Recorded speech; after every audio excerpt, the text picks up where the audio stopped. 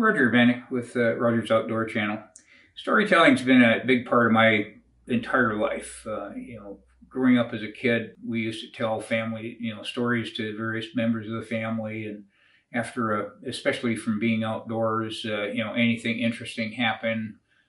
We'd sit around the campfire, around the stove, around the dinner table, and just, if people could spin a good yarn and just had something interesting to say, it kept everybody's attention, and we would kind of move to the head of the class in terms of, family members. If you could tell a good story, you were kind of respected a little bit more. So I'm going to, add to my outdoor channel a little function called Storyteller. I'm going to tell some of my own stories to start with. Eventually, I'm going to open it up to some of the subscribers. If you hit my feedback column and give me some of your personal experiences or stories. I mean, you can, come up with a whopper if you want. And if it sounds good and I'm interested in it, I'll contact you. And if I decide to publish your story, I'm going to pay you $50. So if you want to be, rich and famous, write me a story or, contact us and send me a story. So that's what it's all about. I'm going to, just to give you an example of what I'm looking to see, I'm going to kind of tell you one of my outdoor experiences, just to give you, it doesn't have to be, real fancy in terms of, being attacked by a cougar or a mountain, bear or something like that. It can just be simple stories, interesting things that happen to you in the outdoors. For my first story, I'm going to go back and in my memory banks, this is many years ago, but a true story. I was, decided that I wanted a new fishing pole, and I went out and I went to the store and I decided, I like catching perch and small fish, out of my canoe. So I'm going to get a real ultralight little short pole, and I'm going to, in Seattle, I'm going to take this little short pole. It's not too dissimilar to what I've got right here. And I'm just going to take it down to the Arboretum near the University of Washington, the water course that's through there. And I'm going to put a little rubber jig on the end of it like this. And I'm just going to see how my new pole works. I'm just kind of proud of, a small little reel like this, 4-pound test line, etc. And so, I took my pole down to and I started walking around the shoreline at the Arboretum. And, I flip it out in the water and, bring it back and tried a whole bunch of different places. Nothing happened. So I kind of kept moving down the shoreline. I finally get to this one little area that, there's kind of willows, trees around, etc. And I walk down this path and I look down at the water. And there's the biggest bass I've ever seen in my life, sitting right in front of me. It's not more than probably 15 feet away from me. And I wonder if I could possibly catch it. So I took my little pole and I flip it out in front of my jig out in front of the thing and let it settle down and bobbed it once. The bass opened up its mouth and it swallowed it.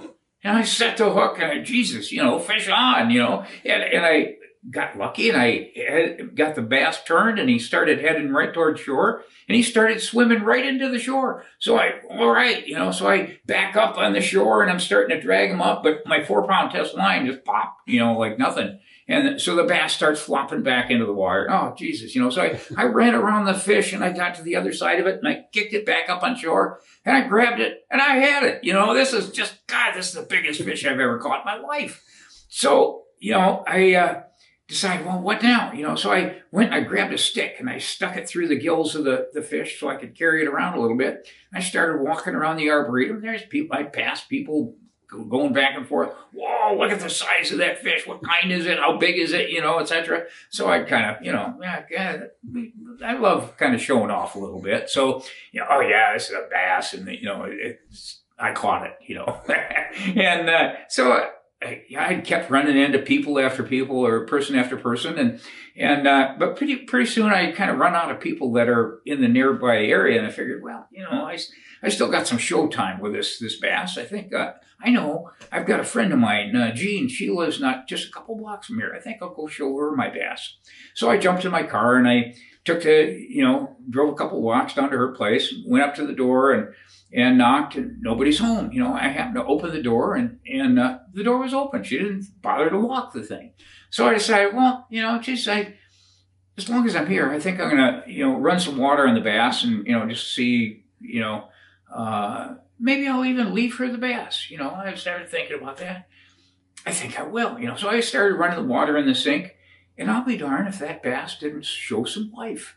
And it started wiggling a little bit, and so I filled up she had a big sink, and I filled it up with water, and I started reviving the bass and bring it back and forth, and let water go through its gills. And after a few minutes of doing this, that bass came back to life. I mean, I've had this thing out of the water for at least 45 minutes, and it's now swimming in the sink.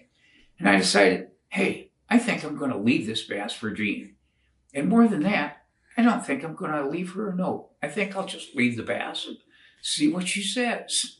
So I figured that's a good idea. I was much younger then. I thought like that. So I took off and didn't think much about it for a few days. And actually a week or two later, I happened to run into her. And I said, hey, Jane, what's new in your life? She says, Roger, now that I see you, were you the guy that left that bass in my sink? I said, yeah, I confess, it was me, And she says, well, I got a story for you. And I said, okay. She says, well, not too long after you left, apparently my brother was out entertaining a client at a local tavern. And they were having a few beers back and forth, and he decided he was going to stop by my place, maybe play a game of cards or something like that. And he walks in the house and he hears a splash in the kitchen. So he walks in there, and he looks in the sink. He says, oh, my God. He says, I think I've had too much to drink. He says, I think there's a huge bass in the sink. So he says, what he did is he left his car, and he decided he was going to walk 1.5 miles home because he had too much to drink. So that's the rest of the story. I hope you like it. If you happen to see me out there fishing sometime, don't forget to wave.